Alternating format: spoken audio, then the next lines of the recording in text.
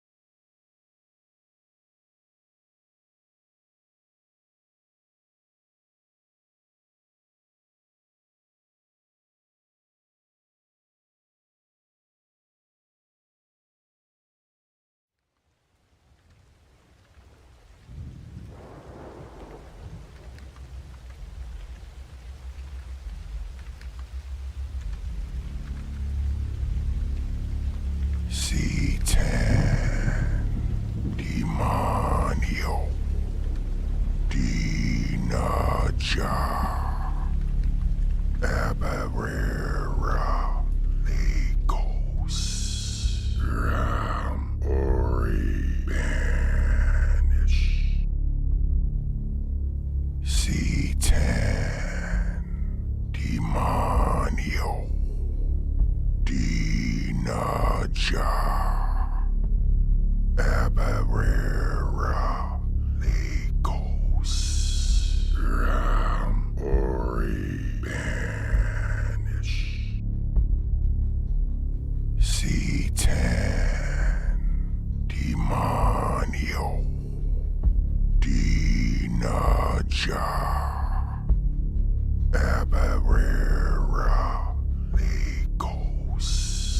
Ram. Ori. Banish.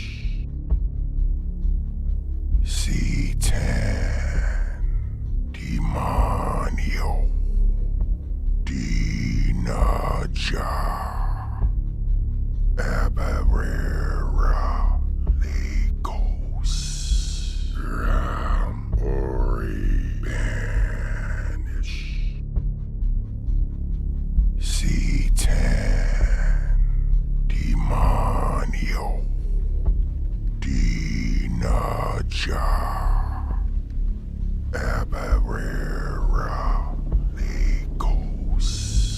Ram. Ori. Banish. C10. Demonio. Dinaja.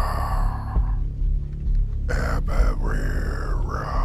Legos. Ram. Ori. Banish. C10. Demonio. Dinaja. Abarera. Legos. Ram. Ori. Banish. C10. Demonio. Dinaja.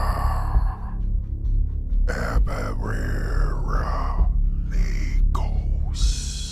Ram. Ori. Banish.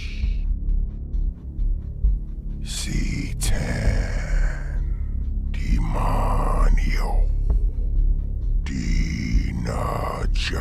Dinaja. Abarera. Legos. Ram. Ori. Banish. C10. Demonio. Dinaja. Abarera. Legos. Ram. Ori. Banish. C10. Demonio. Dinaja. Abarera. Legos. Ram. Ori. Banish. C10. Demonio. Dinaja.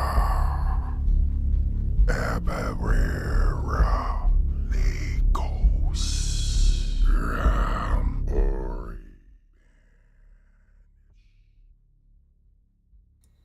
Hello, everyone. Welcome to Apocrypha, the only Apocrypha podcast on YouTube, or anywhere for that matter. Welcome, everyone. It's good to see you. Ooh, whoa, that was clippy. That was clippy. I got loud. So welcome, everybody. It's good to see everybody. I hope you're all doing well. I am actually adding a few things onto my microphone here really quick. There we go. I'm adding a compressor and a noise gate. So for those that don't know, I'm sure most of you probably don't give a shit, but I'm going to talk about it anyway. So I recently just rebuilt out my computer. Same parts as before, except for I went mini ITX. So I'm still fiddling with settings and things like that. Hopefully the quality of the video is fine. I understand a lot of you probably try to watch this in 1080, but we're kind of stuck at 720 at this point because I do not have an upload rate that can support 1080p at 60 FPS. So we're at 720 30.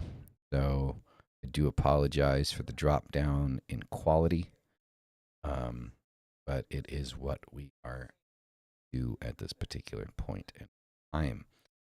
Anyway, Sad World, Aaron, Tree Sap, Peter, everyone, welcome. Curse, good to see you, Curse. Where the fuck have you been? I think like Curse pops in like, once every month. Right? She's like, look, I'm still here. And then just like disappears reading books. Okay. Do you not have a job anymore? I mean, that's kind of personal. Like, you don't have to, say if you do or don't, but I know you're having like some like existential crisis with work. So I just say, fuck them, and move on. All right. So tonight is going to be, no anxiety. Okay. Going to be an interesting topic, I think. So we're going to be talking about personal suffering as a point of using personal suffering as a point of transformation, which is going to kind of tie into kind of like what is coming up here soon, which is, I guess, Mystic, you said it's the 21st of December, right? The longest night of the year, right? And then, Mystic, I can't hear you. Sorry, I was muting in between because there's more background noise. My apologies. I was just saying, we've got Yule on the 21st, which is winter solstice, shortest day, longest night, and then we have, at least for the northern hemisphere, and then we have full moon basically tomorrow morning at 4 o'clock, but today, tomorrow, and Monday. So Peter, the and full moon. mongoose is adversary, my adversary thing, not an apocrypha. So, want to see the mongoose? Got to show up on Fridays. So, yeah. I have a ferret. You have a ferret now? We've had 2 ferrets for the last 5 years. Oh, I didn't know that. Yeah. But they're still breathing. Yeah, they're alive. Okay, yeah. Mongoose has probably been dead since the 60s. Damn mongoose. So, well, at least They're he close. looks like he's been dead since the 60s. So, but yeah, so I think that, like, I mean, Mystic and I were kind of talking about it, like, before we got on. It's kind of like, that is kind of like a point of, like, coming up phases of Earth. It's kind of a point of introspection. So I think the topic definitely fits that paradigm. So it's interesting to kind of touch base on both of those. But before we do that, before we dive deep and get our hands dirty, Mystic, what great decks do you have for us this evening? Before you get into it, wait, I have a question. Do you have the Horror Tarot? I do. It's like, I just bought it, and it looks fucking amazing. The artwork on that thing, fucking sick. It is a very good one. I actually have 2 called the Horror Tarot. One of them is a really nice one, and one of them is a joke one. Meaning, This I is don't a think really they meant nice it to be one. a joke, but it's not funny. But yeah, it's a good one. I have to use it sometime. I wanted to get the one that you showed. The other one that you said is the Ethereal Tarot is the one that I liked, but it is sold out everywhere. Mm-hmm. Yeah, I got that one on a Kickstarter. It's Ethereal. Yeah, that's and it's such a good art deck. It's really pretty. It's one of the ones you don't really want to use because it's so nice, but it actually reads really well. But today we're using a fun deck. It's really cute. I don't know how many people are going to like it. Some people may hate it, and some people may think like it's not something you can read with. But I'll be honest, I read very well with this deck and have read it a few times. And it's called the Doodle Tarot. The Doodle Tarot. These are smaller cards, yeah. Smaller cards, easy to handle, and reversible. And then we've got It's straight up doodles. straight up doodles. Let me turn the light on so it's a little bit better. And stick figures, no less. Yes. But these cards, I just really, really enjoy them. They're a lot of fun. So we're going to pull some energy out here and see what this says. I've used it a few times, and I don't know what it is about them. They're cute and they're fun for some reason. So our first card this week is the King of Wands. One other thing I like about the Doodle Tarot is that you can actually kind of see a little bit of a story in there, and kind of see how they're acting. Obviously, Wands is our fire card, and this King of Wands is all about nobility and strength and your passions and proceeding forward with life with the things that you want and need. Wands is a great manifestation card right around now because we are in the opposite of the fire season. We're in the cold earth season, right? And things are barren, things are really not moving. So King of Wands shows up as kind of like, hey, there's good things happening. You can't always see them, but if you stay true to yourself, you stay mature in how you act, then you're going to get the things that you need to get to move forward.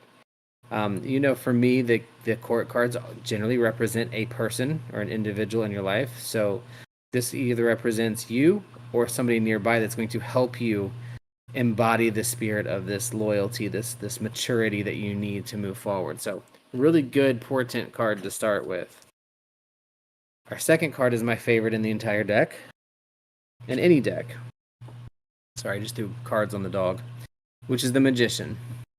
The reason I love the Magician is he's all about doing.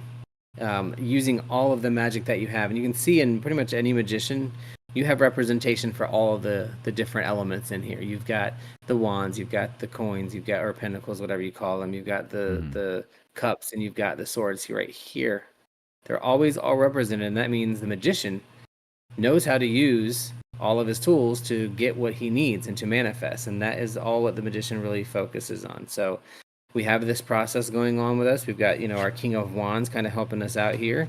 And that we are manifesting, and we should be in a stage of manifesting this week. Okay. Which is weird because we're not in a season of manifesting. We are in a season of reflection. We're in a season of things coming in, and the Magician and the King of Wands are both about reaching out and pushing out into the world and making your stuff happen. And what brings it all together is going to be the Hanged Man. Hanged Man is another one of my favorites. He looks very happy. What I like about being hung. It's exactly what I was getting ready to say. In this card, he's actually really happy. And why is he happy? Because even when because he's hung. But he's really happy as the Hanged Man, right? Because while it does represent the sacrifice, like Odin made the sacrifice for the knowledge and the runes, it represents a new perspective. So you're going to come out with a new way to see something. And that's often an aha moment when we throw it in with the rest of the cards, right? You've got this new, wait a minute, this is uncomfortable, I don't like this, but, I'm getting a lot out of this. It's worth it. I'm getting value. I'm getting a new perspective on something, and I'm going to see things in a different way. So this is, to me, a very positive read, and it's really focused on us recognizing what we can and can't do, using our strength and our own loyalty to ourselves and being ourselves and staying true to ourselves, manifesting the shit out of what we're doing and really focusing on it and be willing to look at things from a different perspective. So that would be my focus over the next couple of weeks for me. Yeah, I would definitely say spot on, just like what Aaron said. These cards are really spot on for me every time I've read with them. Truly.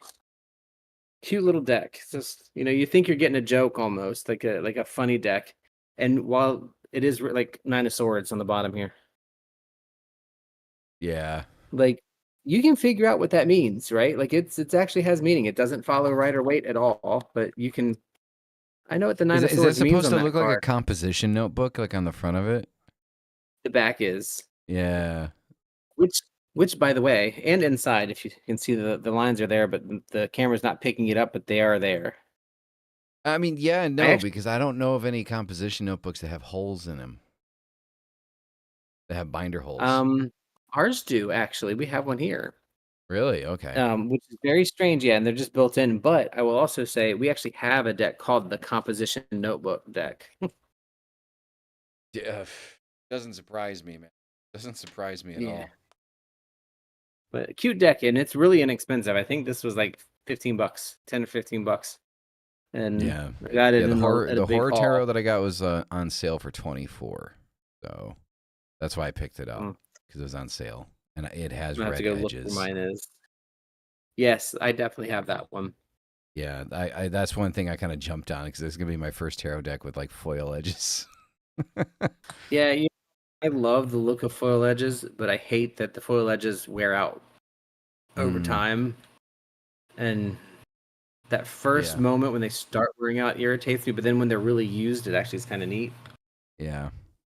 So speaking of tarot decks, so I just want to kind of like throw this out there really quick one more time. I've talked about this a couple of times. So for those that know, I have written a book and I have created an oracle deck. I'm still waiting on an editor to edit, to basically help with corrections, grammatical and punctuation wise, on the book. And the Oracle deck is ready to go, but I just don't know where to distribute it. So if anybody has any ideas on a print on demand for cards, I am open to hearing it, because it has been 3 years and it's about time to get this thing out and to the public, both the book and the and the deck. So, but both are completely ready to go. Um, Also, for any services, things like that, you guys might be interested, eddiestade.com. So my services are not like services that, for example, Black Witch Dyra would provide. Mine are more focused on personal growth, so shadow readings, shadow rituals, things of that nature, things that help the spiritual shadow surface itself, you to understand yourself better. Also occult artwork. You guys have any like commissions that you want for like artwork for your altars or things like that? Let me know, and we will work out pricing and things of that nature. Demonora.com for occult merch and any things like any occult supplies, candles, things like that, oils made by Black Witch Dye herself. Again, that's demonora.com. And yeah, I think that's it. I just wanted to get that out of the way. So the topic for this evening, the Dark Night of the Soul, an Infernal Perspective.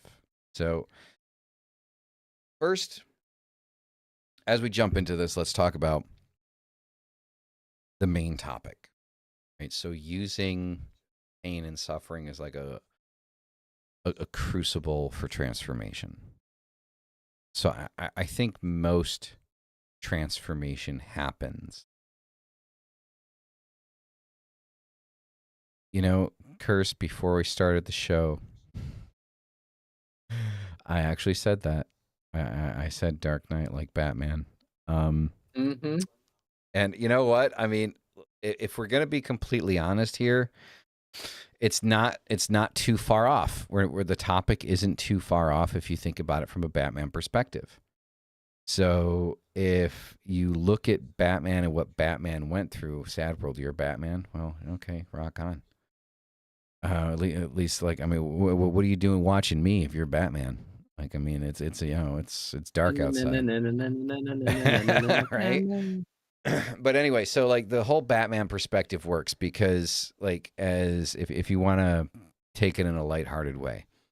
So how did Batman become Batman? Well, initially, like, his parents were shot and killed in front of him, right? The whole fear concept of feeding on his fear of bats because he fell down a fucking hole and was surrounded by him. And then if you take the Dark Knight series of comic books and movies, Bruce Wayne put himself physically through a crucible of kind of like tests to push his body to its absolute limits when it comes to like martial arts, acrobatics, things of that nature, right? So honestly, like, I mean, I know it's a stupid example, but Batman fits. Like, if we talk about using fear and pain as a crucible for transformation, the story of Batman, or how Bruce Wayne becomes Batman, fits that absolutely perfectly. Yeah, he became his fear, right? So he became the thing that he feared the most in order to instill that fear into people that deserved it. So I mean, grant you, like, if you really look at like the Batman outfit isn't really scary, right? Like, I mean, it, especially if you're talking about like the Val Kilmer, George Clooney, like Batman outfits with the rubber nipples. Like, I mean, that's just fucking. Yeah, no. that was just a little much, man. I don't know who the director But of that they movie did was. it. I can't remember who the director was, but like whoever sat in a boardroom and said, "Yeah, man, rubber nipples. We're gonna go that route." It's like, what the fuck? I mean, again, some people are into that. So right? So, um, I don't know. It's just funny, but I think we do learn more from pain. We do learn more from suffering. Me as an artist, as a creative, I know that when I'm in, you know, when I'm in suffering, there's a moment of like I can't go on, but then when I get past that moment of, oh, I can't go on, like the creative juices really start flowing through that pain, right? Um, and you know, that understanding of myself, or that beginning of understanding of myself and what I'm going through. And so, you know, it's definitely like I think that suffering is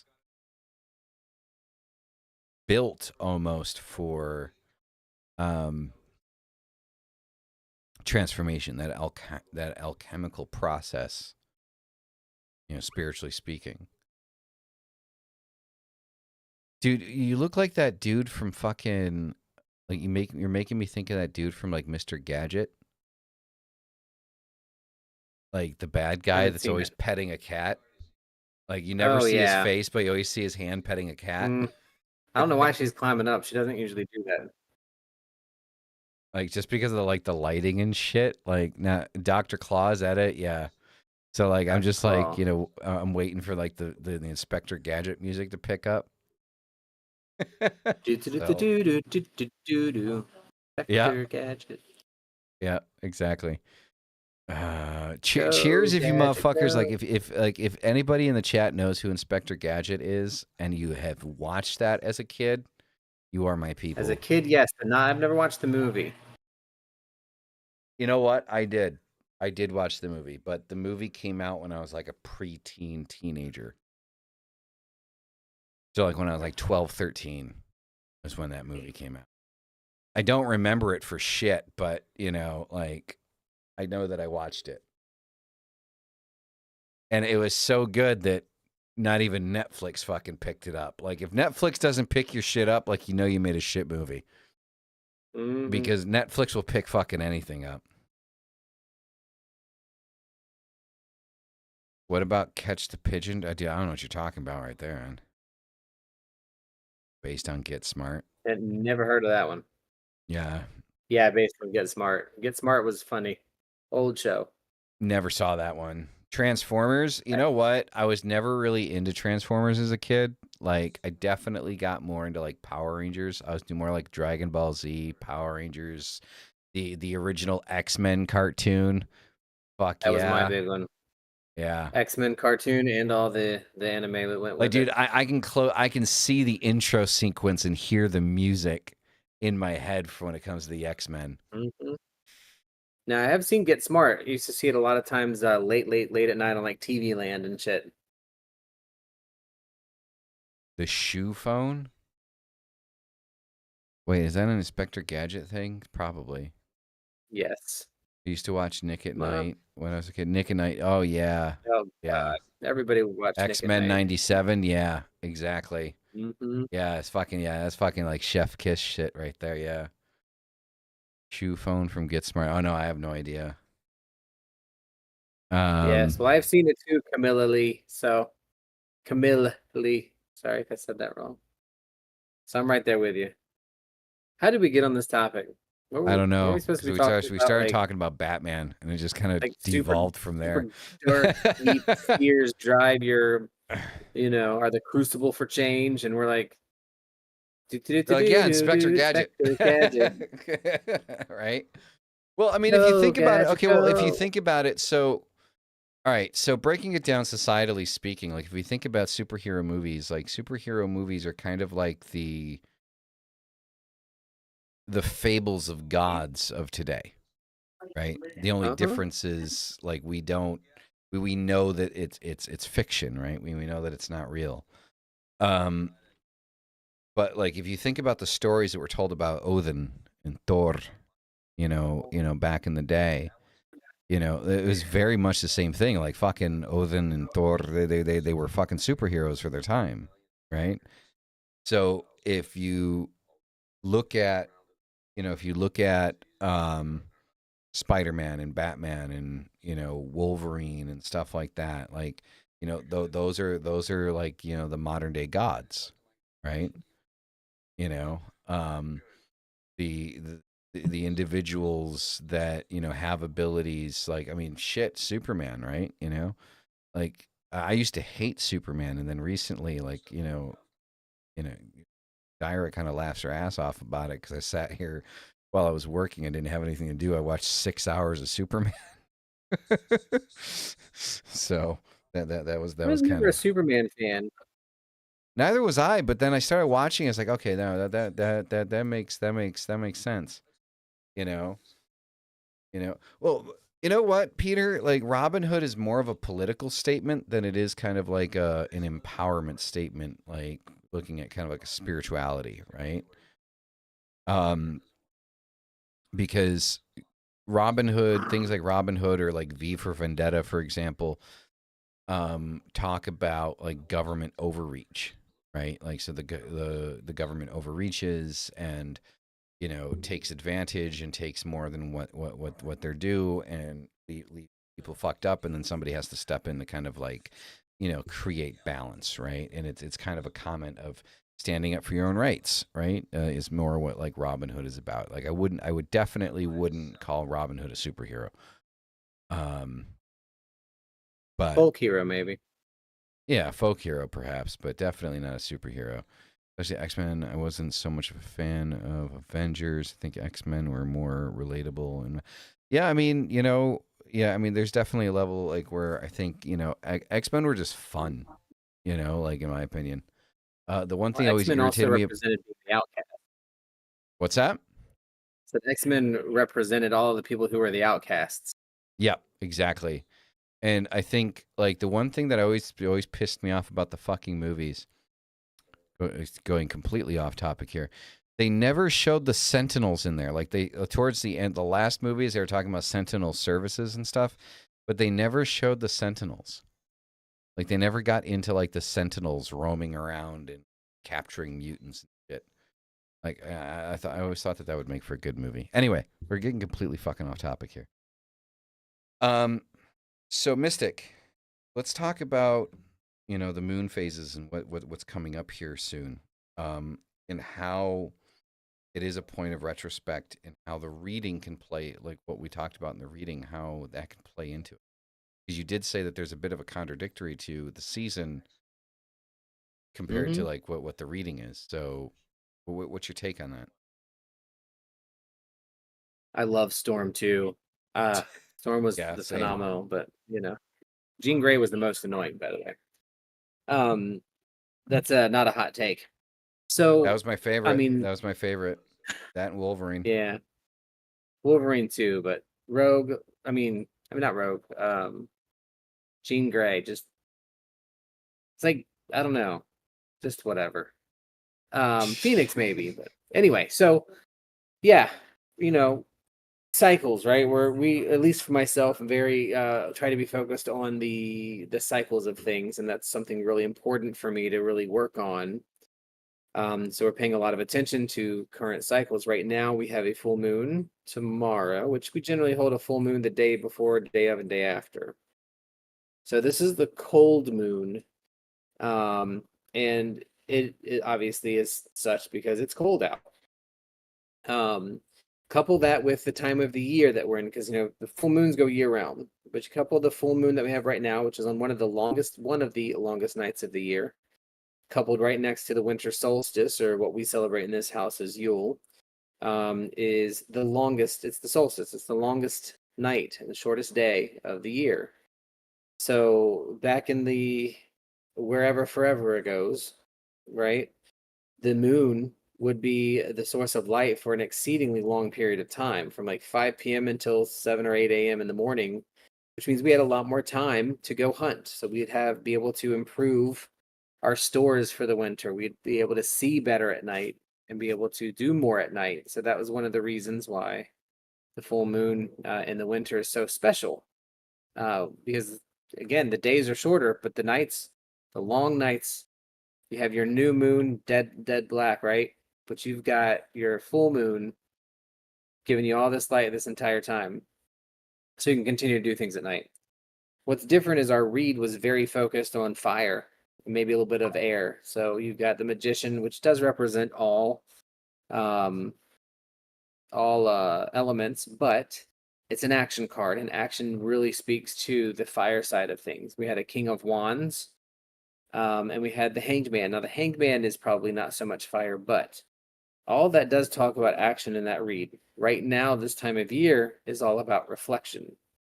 So that was the conundrum. That's what's different. But as we know, if our bigger environment or milieu is of coldness, barrenness, the pause before we go to the next thing, and reflection, that we're focused on using our difficulties, our cold winter of our life, to decide and determine what our next steps are, because we know spring is coming, which is what Yule is. Yule is the celebration of the sun returning. That's why we have the Yule fire. So we know it's coming back, but right now it's hard to remember. So we have to use that hope of knowing the sun will return to warm us up. Think of this in metaphor, right? The happy days will return. So right now Always. might be the sad days, the cold days. So we have to use that coldness, that fear, that anxiety, that difficulty that we have, those opportunities, and know that the sun will return, and that I will make it through as long as I work through what's going on. Yeah, it's definitely cold because I got my bum gloves, man. Like I bought Yeah. bum gloves And because it's that cold. So I mean, that's the big thing of it. I know, Curse mentions the Holly and the Oak King, right? So this is the time of the year where this ever-ending battle between the Holly and the Oak King continue on, and at one part of the year, the Holly King wins and is keeping the sun and everything going, and right now, or moving us into the cold weather, and then eventually the Holly King is going to lose, and the Oak King will prevail, and that will bring us spring and summer. I might have that so backwards. well, here's a question for you, Mystic. So I've noticed that like with a lot of the discussions that we bring up, I mean, I love the mythology of everything, right? Like I've always been fascinated by the mythology behind everything we believe, but don't you think that we're a little obsessed with kind of like the duality of things? Like it always seems like we kind of break things down into a duality, like right, wrong, red, blue, left, right, up, down, this kind of thing. Don't you think that there's a little bit more gray to it than that? Well, I mean, I think whenever somebody asks me a question about duality, I think of, you have to be able to see the duality, see the polarity, see the gender of things, not the male female of it, but the gender of things. Hmm. Um, and know and have and understand the duality, but know that they're not opposites. That's not what the duality is about. What we forget when we have those conversations about what you just mentioned, like in politics and other things, is Hmm. yes, there's duality, yes, there's gray area, but all of them exist at the same time. And we focus, unfortunately, on just the two polar ends. Mm-hmm. And that's where we get screwed up. Mm-hmm. Because we're talking about using our fear, right, as the crucible to make change, right? How do you do that? Well, Yeah. you do that with the theory of polarity. If I am feared on this end, then the opposite end of that pole, the exact opposite of fear, let's say, is full comfort and acceptance. They're the same thing, same in nature, but different in degree. So you can use that knowledge of the poles to flip from fear to full acceptance and understanding of something that there's no need to be afraid. We forget that line in between that we can use Yeah, to our that's what I'm talking advantage, about. Yeah, and I we feel just like focus on those two ends. So I believe yeah, in dualities; they have to exist, but yes, the gray area has to be there and has to be understood as well. because I feel like there's so much focus on like, the right and wrong of action and the consequence of action and the consequence being good and bad. So for example, I talk about consequence. So every time I've mentioned consequence, I talk about consequence in a sense that consequence isn't just a negative. Consequence can be a positive. Consequence is just a reaction to another action, right? So you do something and then there's a consequence to that action. That consequence could be positive, that consequence could be negative. What determines it being positive or negative is your interpretation of the consequence. The consequence is in and of itself neutral. Whether or not you reap benefit from the consequence is what determines whether or not that consequence is positive or negative. So when we look at the duality of a situation, the problem is when we start only focusing on the duality. I do agree the duality needs to exist. There's a reason why, societally speaking, we break everything down into a duality. It's because duality is the easiest way for us to understand things. Like the hardest thing to say here is that, to be completely honest, that our understanding as human beings is very limited. And because our understanding as human beings is so limited, we have a tendency of breaking things down into only dualities. We have a habit of oversimplifying situations, circumstances, and decisions. And so we look at them only in terms of duality. But like what Mystic just said, there's a line between the duality which creates the gray area. And so when we do act upon a desire or act upon something that we see, like something that we need action towards, not every consequence that happens, there's multiple consequences to an action. Not all the consequences are going to be negative and not all the consequences are going to be positive. And I think one of the biggest problems is when we look at situations, we have a tendency of looking at situations and looking at, is it overall positive or is it overall negative? And I think that one of the problems that we kind of end up coming into when we talk about using pain and suffering as a crucible for transformation is we only look at the majority of positive in our own personal basis, right? Like what it is that we're personally looking for. And so we kind of run into an issue when we do that, because when we're only looking for like a positive outcome, we're not looking at what we can learn from the negative. So we want things to be easy. The human brain is the weakest muscle in the body. Like the human brain wants you to sit on the couch, eat pizza, and watch late night TV all the time, right? That's what the brain wants. The brain wants the path of least resistance. That's the point of survival, right? Survival is mitigated in the brain, or like translated in the brain rather, as being like going through the least amount of resistance, which is why there is so much growth through suffering and through pain. When you first go to the gym, your body and your brain's like, no, this hurts. We don't want to do this. Sit down and eat more pizza. Don't lift that weight. That weight hurts. But we begin to learn and we begin to understand that pain is a good pain and that there's a transformation. There's alchemy happening, when we force ourselves, beyond that point of discomfort and understand that there's a lesson to learn inside of the discomfort. And I think that is when we talk about an infernal perspective, from a practitioner of the left-hand path, there's an understanding that you are responsible for everything in your life. Now, are there extenuating circumstances that can happen that can make you a victim of certain things? Perhaps. that is definitely, something that can happen. But at the end of the day, who and what you are is determined by your, your ability to kind of like translate the things that you're going through into something that you can grow from, right? That's kind of like where that comes from. Mystic, what do you think? I mean, so I want to clarify for me first, Okay. kind of on the idea of what Sad World has is fear and pain as the strongest motivators. Two things that I think you can learn from that.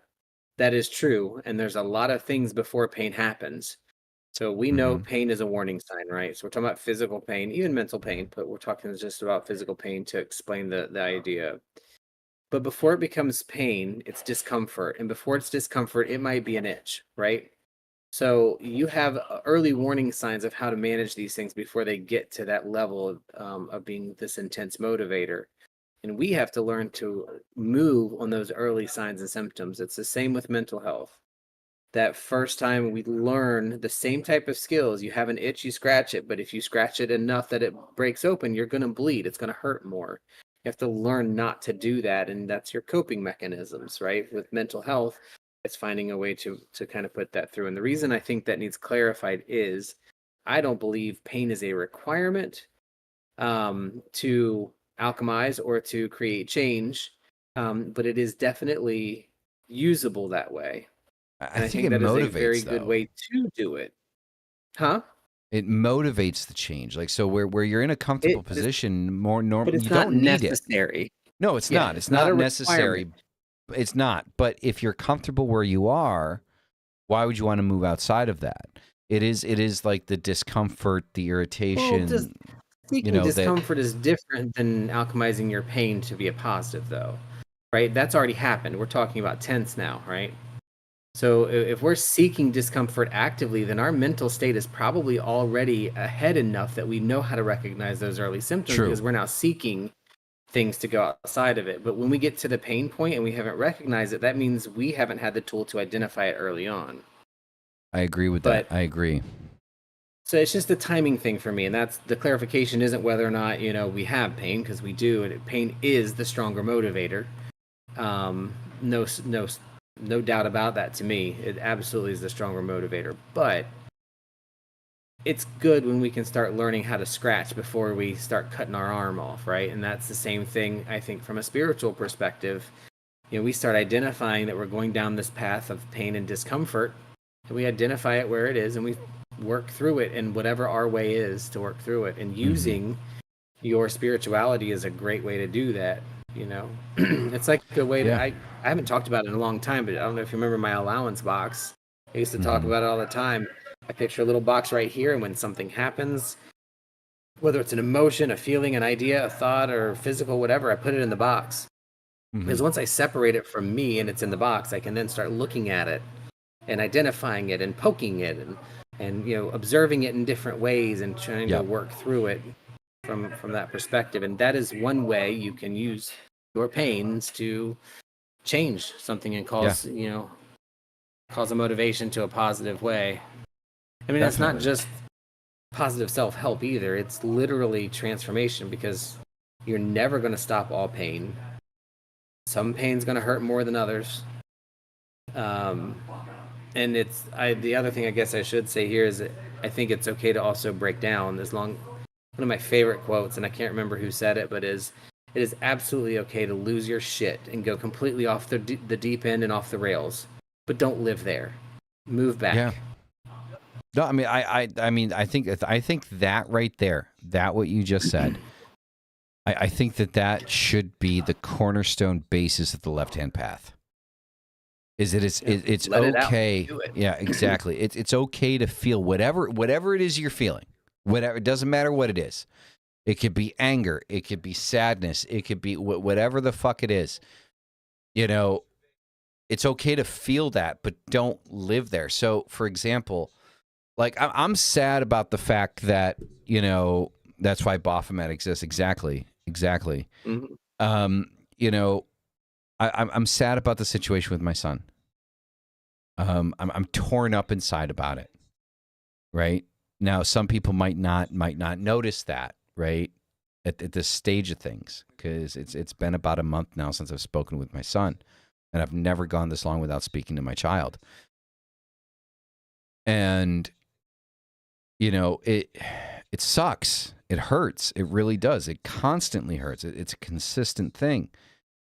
And there have been plenty of times that I've bawled my eyes out about it. I've cried almost uncontrollably about the fact that I miss my son. But I also know that I can't live there. I can't live inside of that. I can't allow that to define me. Like it is currently in this moment, it is a part of me. That sadness, that disagreeableness to the situation, it's a part of who I am right now. And I just know that if I want to be productive and I want to be able to obtain the things that I'm setting out to obtain before going back and hopefully being able to see him, I can't live in the sadness that I'm not able to speak to him. I can only do what it is that it's within my controllability to do, in the situation. And I can't live inside that sadness. And are there still going to be moments where I'm going to cry my ass out? Yeah, definitely. There's been, this morning was one of them. This morning was one of those days that, I just wanted to bawl my eyes out. I was watching, this stupid fucking movie called Red One with, Dwayne "The Rock" Johnson, and Santa Claus gets kidnapped, and he's like, Santa Claus is like personal security, and he has to go find him some shit. It was good, but it was stupid. And there's a few scenes, where a father and son kind of reconnect, and yeah, I mean that really got to me. That really kind of fucked with me. Because, I want that moment with my child. I want that moment with my son. I want to be able to reconnect with him. But I also know that I can't live in that emotion, because if I live in that emotion, I'm not going to be able to obtain anything. I'm not going to be able to do anything. It's not that I don't feel it. It's there. It's constant. It's not going to stop. But I need to learn to control my reaction to it. Right? I mean, it's also like the burden that like, we're going to be completely honest here. Like, let's be completely blatant. Let's be completely honest. Our loved ones are there for us to a certain extent. This is just my experience speaking. Maybe this is reality. I don't know, but this is how I view it. Our loved ones, whether they be friends or partners or family, they're there for us to a certain extent. There's only so much that a loved one can say or do for you in a situation where you're suffering. They can tell you that it's going to be okay. They can tell you that don't worry, that they're going to be there for you, that they love you, this, that, and the next thing. And those are all things that help. But there does come a point, and it is an inevitability, there does come a point where your emotional imbalance becomes a burden, if you allow it to become a burden. Now, I know a lot of people are not gonna like that opinion. They're gonna be like, no, if somebody really loves you, your emotional distress shouldn't become a burden. No, initially, it's not going to be a burden. They're gonna be like, oh, I love this person. I want to help them. I want to help them feel better. Of course, that's the direction that they're initially going to go. But if you continue and you stay in that place and there's nothing that they can do to pull you out of it, what do you think is going to happen? People get tired of trying. Because it's like, dude, I don't know what the fuck to tell you, man. I've told you everything. I told you everything's going to be okay. I gave you some ideas on what you need to do. I can't fix this shit for you. Now, are you going to get off your ass and fucking do something? Or are you just going to sob in the corner because you feel sorry for yourself.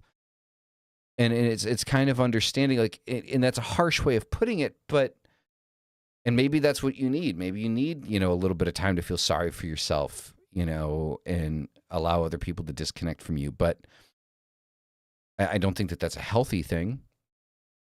But I do understand that the basis of the left-hand path, the cornerstone of the left-hand path, feel the feelings that you are feeling. Allow yourself to feel your feelings, but don't live in them, especially the negative ones.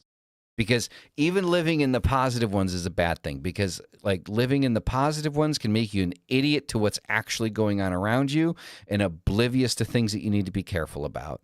And it can make you highly irresponsible. So even living, like, it's not even just the negative emotions, it's even the positive ones. The basis of the left-hand path is feel your feelings, feel your emotions, but don't live in them. And the cameo by Black Witch Dyra, everyone. Like,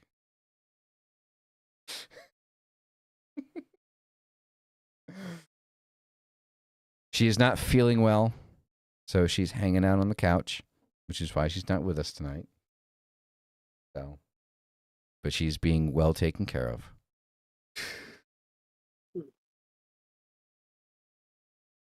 So what do you think, Mystic? I mean, do you agree with that? Do you not agree with that? Do you have anything to add to that? I mean, like, I'm curious because I know that that's not necessarily a popular opinion.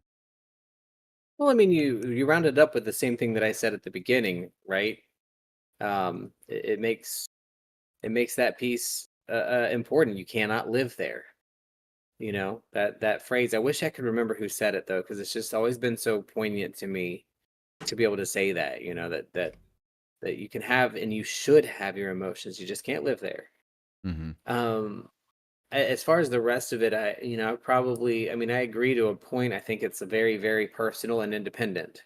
It's Mm-hmm. obviously, and I think you would agree with that for the most part. It's not, there's never an all for every situation. There are some people who are more capable of managing and handling baggage, right? You find an interesting thing to me is I see relationships all the time of people who like they fight, the man and wife fight, husband and wife, and the wife is very aggressive to the guy, and everybody's like, well, he's being a doormat. No, we don't get to make that judgment for him. Only he can. Some people are more tolerant and more comfortable with certain things than others, you know. So it's important that we don't create a situation where everything is the same. Mm-hmm. In a general aspect, yeah. Your baggage, if it's around me for so long, I can only handle so much because I'll have my own that I need to manage, right? So, so I mean, it's funny. It's an interesting way to say things. I don't. I'm a little rambly, but I think my biggest point is we have to be responsible and try to work through and understand what we can individually handle and manage to make I things agree. work, right? From I that agree. perspective. So Is highly dependent on the individual. highly And dependent on, yeah. just because you mentioned it, Batman is fucking awesome. He's my favorite superhero. I'm with you, Dyra. I cannot stand Batman. Batman's my favorite The one. Like, okay, rich my favorite one's asshole. Spawn. My favorite one is Spawn. Second favorite is Batman. I could see Spawn before Batman. Well, I mean, Spawn is. I mean, I don't know. I mean, Spawn is also like he's a hell spawn, right? Like I'm on a mission to find a superhero that Dyra likes because she does not like superhero movies, and so I am on a mission to find at least one superhero that she can relate to. She's like, okay, this is cool. So Well, then your superhero path is going to be through a game, right? Because that's when you get to control the outcomes of how their story develops. yeah, not gonna happen. You say that now. You say that now. That's too funny. Say that now. The funny thing is, she's typing, and I can look at her, laugh at her ass off. I mean, So yeah. I'm not a big superhero fan either because they don't exist. And in Ooh, my fantasy Constantine. I world, didn't think about Constantine. That's a good one. Sorry, didn't mean to cut you off, but no, it's okay. That was a good one. I completely forgot about Constantine. Like Constantine doesn't even like fall into like the fucking like superhero, like the typical superhero tropes. Would you be okay if you found a super villain she liked? Yeah, we could do that. We could do supervillain. There's supervillains I like. Because I've always favored the villains, and not because of the Same. bad shit that they do, but because they always have the same backstory of somebody fucked them over so royally that they became who they are. I mean, I've always related more to the Joker than I did the Batman. So Yeah. it's like there's just something about the psychosis of the Joker that. By the way, everyone. So I love the Joker, the first Joker movie. Actually, Dyra likes the Joker movie, the original one, first one. So that is something comic book related that she does like. Is the Joker, but you just disconnected my. That's funny. Whatever you just.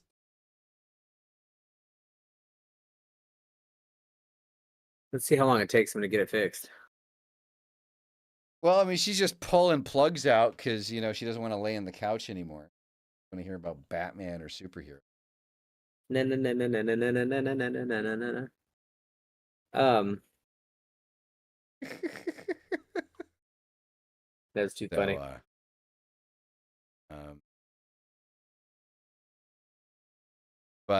So yeah, she does like the Joker, and I mean, there's always something about like the psychosis of the Joker that I found like highly interesting. Let's use that for a minute. Let's use that for a quick minute.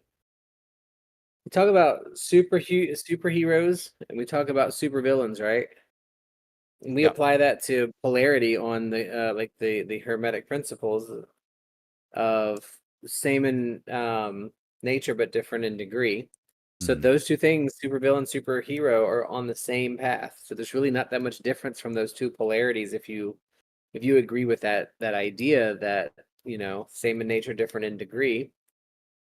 So why is it that the supervillain the superhero has become what we call good and the supervillain has become what we call bad? When you look at those backstories, half the time it's the supervillain who's been the asshole. I mean, I'm sorry, the superhero that's been the asshole to the supervillain. I mean, Wicked's a great example of that, by the way. But it's that whole idea when you kind of look through it and see like what part of this person's life made them so jaded that they decided that they could not turn or alchemize that negativity into something that's good for them, that fear and anxiety. And that is the point where we have to be able to identify if we want to move forward in life. That's the moment you have to identify. I've always found like the supervillains to be more relatable. Like going back to the Joker for a second here. Like there just comes a point like I feel like in the world like of reality, like legality is kind of like what forces people to do the right thing, right? Like the idea of kind of getting put away for the rest of your life. That's kind of something that is a contributing factor to a lot of people behaving the way that they probably should be behaving. However, that being said, I think that most people, if given the opportunity, if they knew that they wouldn't have any legal consequence, they probably go to the side of the Joker more than they would Batman. And the thing is if we look at the Joker movie, what we're looking at is an individual that suffered major mental health issues, that was attempting to do the best that he could, that constantly kept getting shit on. And eventually just kind of didn't realize his own power until he realized he could take a life. Now, there's nothing correct about that, right? So there's an important understanding here, right? So Batman, the lesson that Batman teaches is that finding your own power inside of not needing to harm others, right? Like in the ability to protect others, like that I can protect this I can stop this situation from happening to other people. Like, so I have this power and this ability to do that. The Joker, on the other hand, is the other side of things, is that his power, his ability, his confidence didn't come through until he realized I have the ability to end a life. I can hold someone's life, like the balance of someone's life in my hands. And there's nothing that anyone can do about it. And I feel like most of the time, how we are as human beings, we can relate more to the immediate sensation of what the Joker was feeling. I don't think most of us ever really get pushed to the point of breaking the way that the Joker broke, right? But I feel like that is kind of like the point where people kind of like, I mean, I think most people can, in most situations in day-to-day life, can relate to the Joker. Like, yeah, I would love to walk in and shoot my boss in the head. Walk into work one morning with, 22 revolver and just shoot him in the face. And then laugh about it. Now, do we ever do that? No, of course not. We understand the implications, what happens after that, the consequences of those actions. But is that something that many people have wanted to do? Yeah. As much as I hate to say it, anyone that is in a managerial position has probably at one point or another had an employee want to shoot them. Like I love Mystic. Mystic's my best friend. But I don't doubt, because of the fact that he's in a managerial position, I don't doubt that there's probably at least one or two employees that have wanted to shoot him in the face. I'm sure there are. Like the only thing for me though is I don't know that I would say many. I think in the law of averages would average that out. I think many people feel like they would probably punch him in the face, push him down a staircase. I don't think many would want to end their life. But that also depends on the person and how they've grown up, and how they, where their limits are. So, because I've never had the desire to but this is the thing. It's okay to feel those feelings, right? It's a normal, like, I think this is the thing too, is like a lot of people, I mean, that's great if you've never had that feeling, but I think it's normal to in your head think that angrily. I don't think that's normal.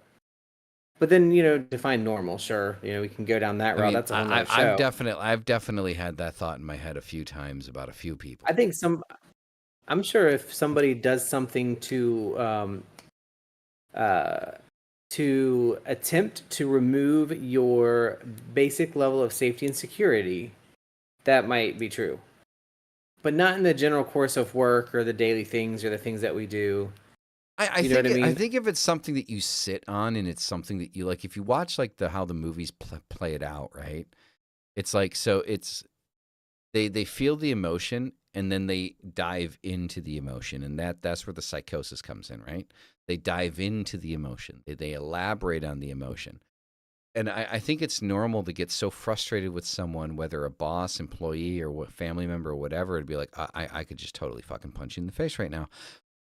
And then just I can kind see that, all those things. Right, those, and just kind of those deep things breath, I think are normal. I right? think it's Deep normal breath, to feel that. and then like move I think on, it's right? very normal. I think it's very normal to feel like you would, lose your shit or go, or I don't want to say go postal because that usually involves hurting people. I've just never got to the point where I've even had an intrusive thought that I want to murder somebody. Punch them, yeah. Well, Knock them here's out, the thing. yeah. So I'm going to use. Let me use another example then. So this is something that kind of irritated me. Like, so there was this thing on YouTube a while back where they asked a bunch of parents, like, "Hey, would you kill for your kids?" Right? They asked that question, like, "Would you kill for?" I think maybe 2 people out of like 10, 15 people that they asked, I think 2 people said yeah. Everyone else was like, no. Yeah, I was like, no, you are like, I'm going to be honest. As a parent, yeah, you're fucking right. I would definitely kill for my kid. I agree with you, but the difference to me is it's all situational. If they're trying to take my bottom layer of Maslow's hierarchy of needs, my safety and security, if somebody's trying to remove that, then yeah, I could think about killing you. But and work does fall into that category, right? Let's say Mhm. if you're potentially going to lose your job and it's your boss is coming at you and it's not right, and you might lose your house and your kids because of it, then absolutely you're going to feel that Yep. intrusive thought. But it's very situational, is really like where I just, in the general grand scheme of things, I don't think that's a normal thought. But I agree with if you that's there. threatening that bottom level, if you're threatening that bottom level, absolutely, those parents lied or they suck at parenting. I don't have kids, and I would kill Trees somebody if have they that. came after my people. You know what I mean? Yeah, trees have that. That's good. Like if I had to kill for my kid, absolutely, I would Yeah. make prison orange look good on me. Like, I don't have kids, and I feel like I would. If you came for my children, or Well, I mean, so if I mean, some, I'll and I'll go get. as far as if somebody in front of me hurt any of my or any animal, like tortured it in front of me or did something, they'd be done. Like I would Yeah, go to I jail mean, for that. no, I remember seeing that video on YouTube or TikTok or whatever the fuck it was. That fucking dumbass fucking kid that like we had a bucket full of puppies and we were throwing them over a cliff and shit. Yeah, see, You know, I would like murder if that's a yeah, I 5-year-old was like, doing that. I'd I don't probably give kill a him. shit that I'm Sorry. 30 something, man. I would fuck your 15-year-old ass up so fucking hard. Like you would think twice about every fucking decisions you've made since you were born. Like, Yeah, and honestly. those threatened. To me, that's a threat to my security, because in our brains, if somebody's willing to do that, then they're capable of anything, and that is a threat to my safety and security. Yeah. So Like, I mean, I'm gonna be honest. Like, okay, I'm gonna be honest here. Like, at like YouTube, I'm sorry. Like, if you want to demonetize my Papa ass, beans. I guess it's fine. But if somebody knows I who the will. fuck that kid is and wants to introduce me to that kid, like, I will film that shit. Like, I will go to prison happy. Like, if somebody knows who that kid Yeah, is I that threw can't. those puppies over the cliff, give me 5 minutes. That's it. Just 5 minutes. And it'll be bigger than the Tyson fucking bitch face fight. I can't even remember his fucking name. Like, that's how important he is. What the fuck is his name? What was his name? It was Tyson and who? Fucking No clue. come on! It was one of those fucking Somebody dudes. in chat knows. Chat. Who the fuck? What was fuck is his name? The fucking blonde goofy bastard. Jake Paul. That's it. Yeah, fake Paul. Thank you, Sad World. That's better. Yeah, fucking. Like, apparently, like his contract came out, right? Jake Paul's contract came out that he had with Tyson, and like apparently Tyson was not allowed to knock him out. Basically, like so Tyson pulled so many punches with him, so Jake Paul could look like a better fucking boxer. Like, I don't understand any of that stuff. It's politics and sports, basically. Fucking Jake Paul's such a fucking bitch. And honestly, like, seriously, I'm gonna say it right now. Jake Paul, I would fucking fight you. No contract, no nothing. Film. I would fucking fight. I would lay your ass out, Jake. If you ever get this, Jake, I would fucking lay you out. Yeah, he's Like, saying I'm that. not, I'm not. like I'm not big, I'm not important, right? Like he would never fucking like come after me because I'm not big enough. Like I don't have a big enough fucking following for him to give a shit, right? Jake Paul, right now, looking right at you. Like if you ever see this, no contract, no nothing, right? I would lay your ass the fuck out. I want If you're nothing to do down, with that. if you're down, I'm down. Like, so, but yeah, he only fights old retired boxers. Yeah, exactly. So Not for me. Nope, that's all you guys. Adius versus blonde douchebag. Yeah, there you go. So yeah, I mean that would be fun. Like y'all need to come up with a hashtag for that shit. If you want to see me go up against Jake Paul, I'll do it. Fuck yeah. But I love how Mystic just puts his head down. He's like, yeah, no, I'm not fighting anybody. I'm just like, Nope. I'm a lover, not a fighter, unless you fuck with my animals or my family. Right. So, I mean, it's a sporting event, right? It's a sporting event, right? So there's rules, regulations, shit like that, whatever. So, but yeah, I think tonight has Boy, been I think we definitely. deviated there a little bit. Oh, definitely. Look, I mean, come on, man. Eric keeps us on track. Us small people, us small content creators need to crack at the big ones, right? You know, like I mean, if you know, I mean, let's be honest. Like me going up against Jake Paul, win or lose, fucking get big for the fucking channel. Yeah, that is true. So you know, like whatever. This might be me and Dyra for a couple months playing. All right, you know, but I mean, I'll be honest. Like I would have to learn how to box, unless he wants to do MMA, right? Like I mean, I can do MMA. I can't do boxing straight up, but like I'd have to learn how to box. But if he wants to do MMA, I'm down for some MMA, right? Some mixed martial arts, a little bit Muay Thai, a little bit of jiu-jitsu. Yeah, I'm good with that. That's all you. Thumb wrestling, yeah, rock on. There you go. So, but anyway, I think we have exalted our time limit for this evening, everyone. Yeah. Right, exactly. I would get a badass pair of boxing shorts that are all fucking occulty and shit. Yeah, like have fucking That is pentagrams hilarious. all over my ass and shit. Like, yeah, hell yeah. You know, some little- Yeah. Pentagrams all over your ass, huh? right. Interesting. You know, I love the Interesting. fact that like your window is like highly reflective, and I can see Rook just walking Yeah. around in the background. You can see you in the kitchen and Like, the he's window just like, reflection. he's Yeah. kind of like walking around all confused. Like, what am I doing over here? Like he usually does. Walks around We lo- confused. We love you, Rook. We love you. I know you're listening. I know. I can see you looking over here, Rook. Yeah, he's- Rook, I see you looking. Don't play. He forgot his medicine. Trust me, it's very apparent. Rook, when are you going to get back on the show? Very apparent. We need an episode. Rook, you know what? I'm going to make your decision for you. You're coming on next week. Rook. I'll Rook. tell him, but we'll see. No. He's coming on next week. Rook is going to be our guest next week. I feel like we have something next week. We'll have to talk about that. But yeah, he should come on as a guest. He should. Rook should definitely come on as a guest. Like we should do like a double date podcast. Yeah, we should do that. That would be fun. I think it would be. I think that definitely think it would be. So I need to figure out the sound situation because I'm going to be getting a pair of studio monitors. Okay. On Christmas or after Christmas or something like that, and I'm not sure how that's going to fuck with the sound because like there's going to be stands for it too. So like I don't know how that's going to fuck with the sound on the microphone.